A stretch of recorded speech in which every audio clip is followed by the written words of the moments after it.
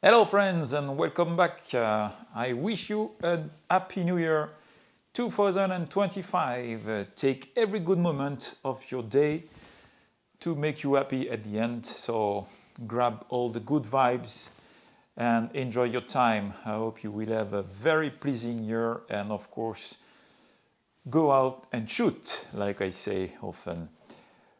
I made a first video that was too long, so I decided to split in two videos. This first one will be talking about the Nikon Df, and the second one that will follow just after will be talking about a plugin for Lightroom, Capture One, Photoshop, and Affinity Photo.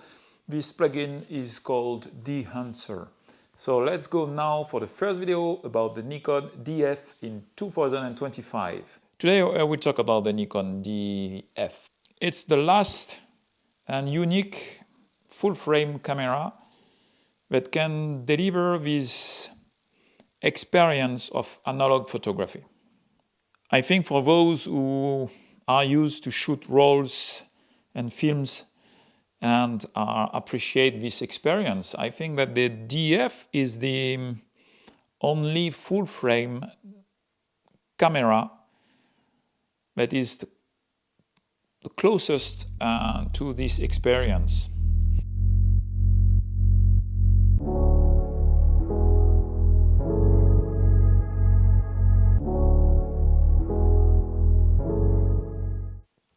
So first, let's talk about the Nikon Df and see why in 2025 this camera is still relevant or not. Is it made for you or not? What are the pros and cons of this camera, and would I recommend it to you? Let's see that right now. What is the Df, in fact? The Df is a digital camera from 2013 with a 16 megapixel sensor. On one side you have the D4 sensor, which was a beast at this time, but on the other side you have the AF autofocus system of the D600. And to my point of view, this is the mistake Nikon made with this camera, making it not really a professional camera when it was launched. It was a lot criticized because of this autofocus, poor autofocus, that is the one of the D600, that wasn't very good. The D700 was better than this one. So when you are in dark condition or dim light, you will struggle a little bit. The other one is that you only have one card slot. Apart that, in terms of ergonomy, it was also criticized because of the front wheel here. Usually on the camera you have a wheel, the front wheel that is horizontal, you can manipulate like this. You have the back wheel and the front wheel. Here the front wheel is more, it's a vertical wheel. It works for the aperture. It works fine, but it was criticized. Some people didn't like this, and you have all the dials that you wish you could have on a camera, like you see on the top of the body here. You have the exposure compensation, you have the ISO settings, you have the speed settings. You can select if you are a single or if you have a burst rate. The drawback is this little button that you have here to change the mode between manual aperture speed and the P mode, MASP. You have to raise the button and turn it. So when you have gloves in this weather like we have today, those days around 0 degrees, when you go out with gloves, you cannot easily grab this button and raise it and turn it. So it's quite difficult to switch from aperture priority to manual mode, for instance. Otherwise, I like a lot using this camera for street photography. For instance, you can set all your parameters, even if the camera is set to off. As soon as you turn it on, you know already all your parameters. So that's a good point. Also, from the front side, it was really appealing and looking like an old school camera, you know. From the back, you see that it is a digital camera. You have this big screen that is quite good. lots of buttons on the back. Some of the purist Nikon guys, when it was launched, didn't like this aspect of the camera, because from one side it's okay, it looks like really a old school camera, and then looking at the back, it reminds you too much that it is a digital camera. You have an optical viewfinder. That means you really see through the lens. The thing that this camera has, and not that much, I think the Nikon FT3 has this feature, and it's the only one that has. You can mount all the lenses that you want from Nikon on this camera, because you have a little lever that you can push up and push down here. And this allows you to work with non-AI lenses. Another point that is important to know is that as the autofocus is from the D600, it's not very good with autofocus lenses.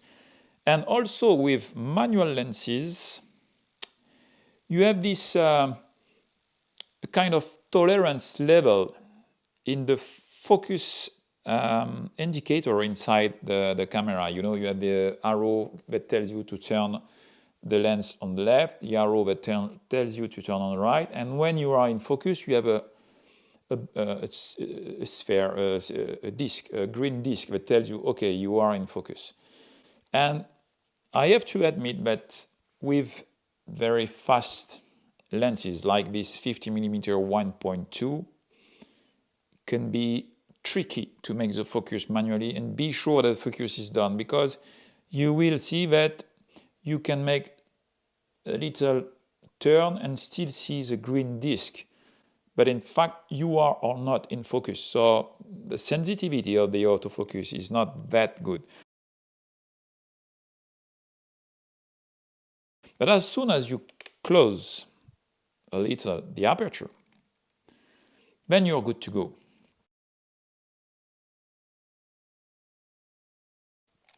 If you are on the street and you say you play with f8 or f11, it's no longer a problem. You know, you play with zone focus and it's okay. But when you want to make very snappy, sharp focus, at 1.2 it can be tricky. So yes, you can nail focus and be happy with the results, even with lenses that are older than I am.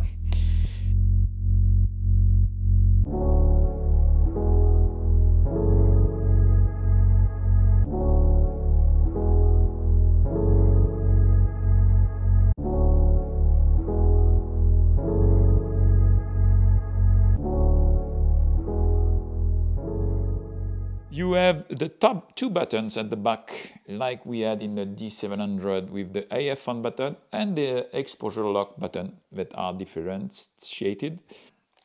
It's an autofocus camera, so you can play with autofocus lenses. The limitation that I would see is that as long as you take big lenses with a fast aperture, I have the 28 1.4 for instance, or the 55 1.4 from Zeiss, or an 85 1.8 VC from Tamron. There are big lenses, and once you mount it on this camera, you can feel the combo is a little bit front heavy.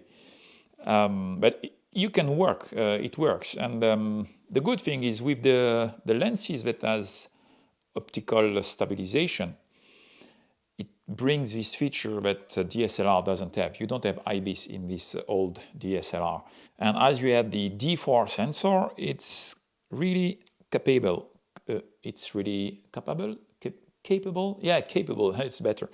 The high ISO on this camera are quite pleasing and easy to use. So don't see any issue with the high ISO of the camera. Better than the D700 if you are wondering, may I upgrade from a D700, for instance. So who is this camera for? Would I take DF as a professional camera? Yes, if I have a backup with me. You have this retro style. It can be cool. You have this good good mood. You are, you know, this hipster looking look. So maybe depending on where you are as a professional, using this camera can grab the attention and make you more merge into the mood, and we don't see you too much. You have the camera, small lenses, and it's okay. On the other side, if you get a D6 with a 70 to 200, it's you see the difference. You have a big monster camera, and okay, you are identified as the photographer. Here, it's more you are part of the event, and okay, you are there to take picture, but you are just merged with everybody. So yes, in this case, this camera is very interesting for this reason. For non-professional photographer, would I recommend it? Yes, if you want to feel this experience of analog photography, nearly analog photography, the experience of knobs and dials and buttons that tells you everything, every setting of the camera, even when it's switched off. The sensation to have this old school camera, yes, I can only recommend you this camera because it's the only one you can find to give you this experience. The drawback is that the used market is increasing its price with the Nikon Df because of the fact that it's the only one that can deliver this experience for sure. And now the camera by itself is at least you can find at €1,000 or even higher. And if you have the combo with the 50mm that was made specially for this, then it can even be at higher cost for sure, because it gives you a very good looking with autofocus lens. And this is the AFS lens, 50mm 1.8 special edition. It is designed to fit the Nikon Df perfectly.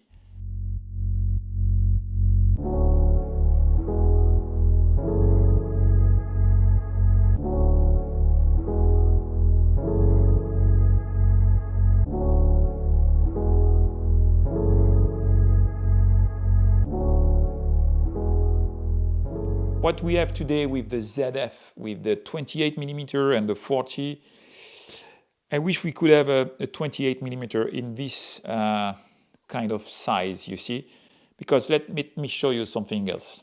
Let me show you the 28 1.4. But this on the DF is really big. It's a big lens. So when you pair the DF with this 28 1.4,